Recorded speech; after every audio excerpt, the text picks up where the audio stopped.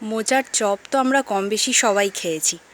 আজকে আমি দেখাবো মোচার ভিতরের যে ফুলগুলো থাকে তাই দিয়ে বড়া।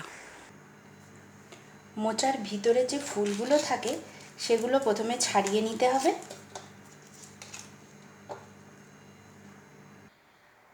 তারপর এর ভিতরে যে শক্ত কাঠিগুলো থাকে সেগুলোকে এক এক করে বের করে নিতে হবে, কারণ এগুলো সেদ্ধ হতে চায় না।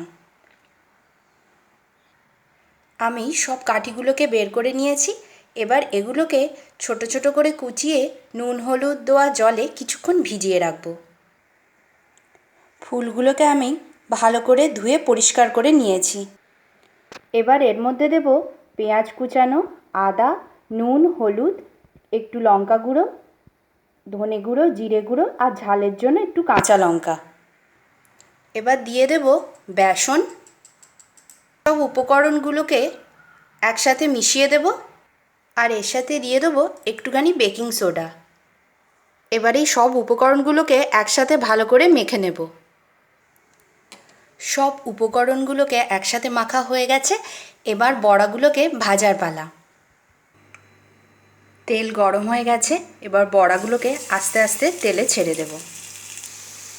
তেলটা ভালোভাবে গরম হয়ে গেলে বড়াগুলো দেওয়ার পর গ্যাসের ফ্লেমটা মিডিয়াম টু লো করে দেবেন।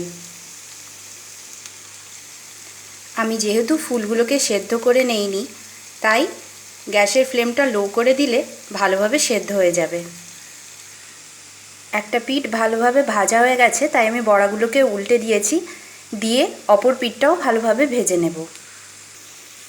বড়াগুলো ভাজা হয়ে গেছে।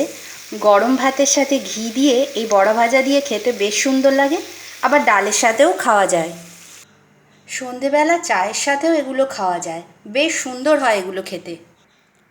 রেডি হয়ে গেল মোচার ফুলের বড়া। একবার বাড়িতে অবশ্যই ট্রাই করে দেখবেন আর দেখবেন কেমন হয়েছে। আর কমেন্টসে অবশ্যই জানাবেন ভিডিওটি আপনাদের কেমন লাগলো।